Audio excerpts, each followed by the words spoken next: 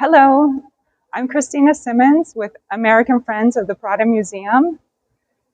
We are a nonprofit organization made up of great admirers of this fantastic collection. And our aim is to help the Prado, support it with as many projects as we're able in its projects, and help raise visibility within an English-speaking audience. So thank you so much for inviting us to participate on your fantastic digital programming, and we're very happy to be here. Yeah, so we've chosen to begin here at the Central Gallery of the Prado, which is filled with wonderful jewels of art. It's fantastic. And we're here to introduce our new Wednesday series of short conversations each morning where we will focus on one by one the great works of art here. And so we'll encourage you, we hope everyone will enjoy our programming and share it among your friends and hopefully find out more about us on our American Friends of the Prado Museum website, or also, if you're in Spain or prefer to speak Spanish, with our sister organization, the Fundación Amigos del Museo del Prado. So Spain is so incredibly filled with a rich, layered, and fantastic cultural heritage. And even the surrounding areas around the Prado Museum have just been declared a World Heritage Site by the UNESCO because of the urban landscape here that promotes arts and sciences in combination with nature since the 1600s. So it's just fantastic. And then from there, you come inside the Prado, where we have an amazing collection. And what we're going to touch upon today are just some of the characteristics that make the Prado Museum in Madrid, Spain, unique among great historic art museums.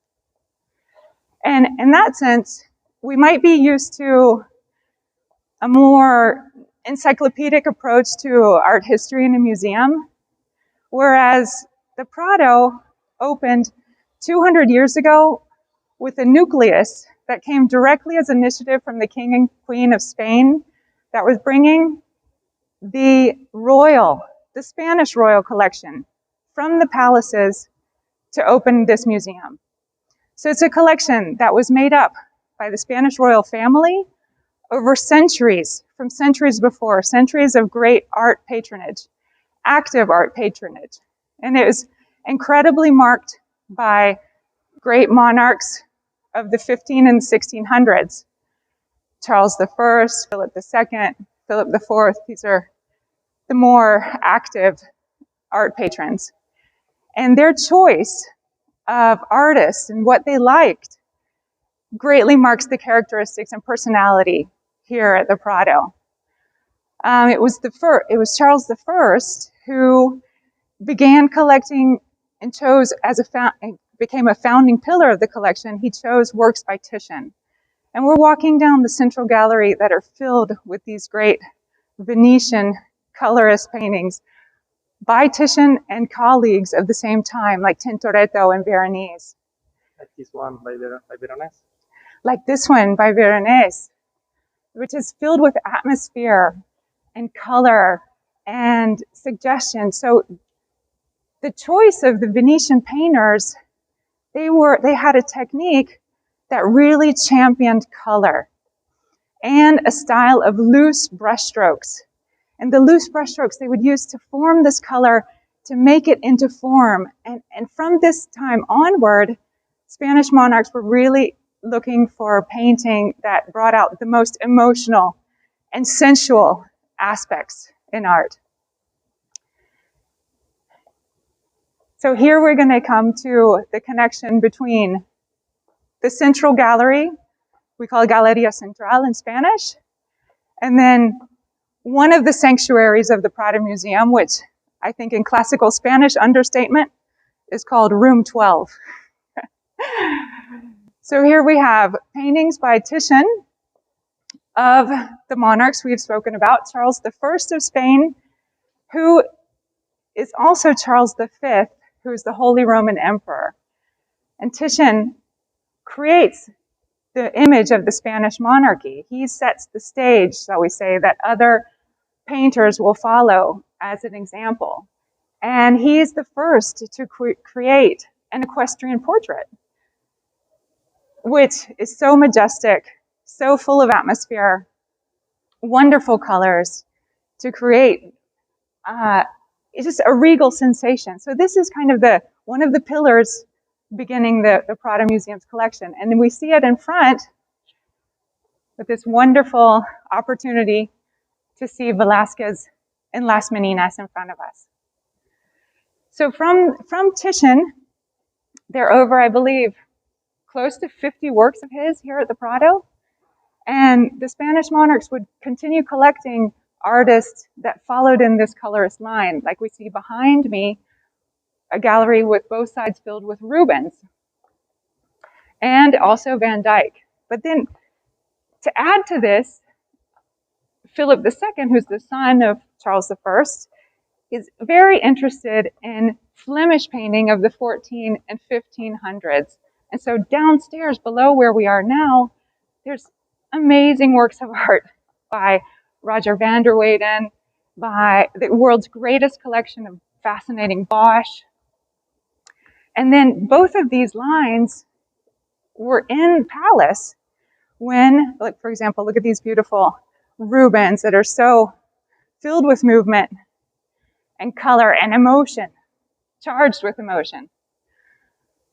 So the colorists and emotional painters combined with the Flemish are in Palace when young Velázquez comes to the work for the service of Philip IV. And those two, he absorbs both of their influence into his own creative genius.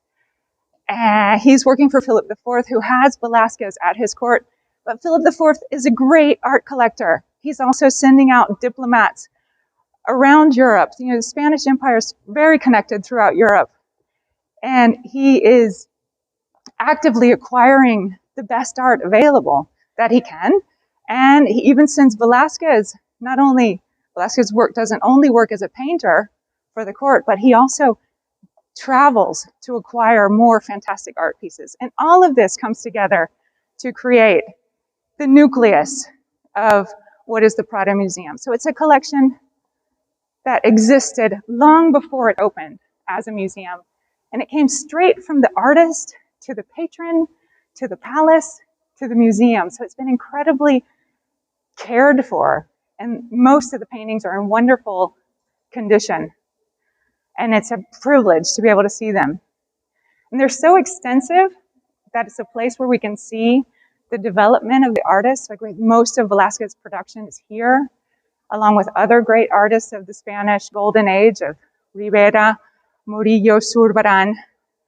And all of these also, we haven't gotten to Goya yet, but there's such an intense and dense amount of work by these painters that many times the Prado is called a museum of painters and not of paintings, because we can see their personal development, their creative development, how they change over decades in their production.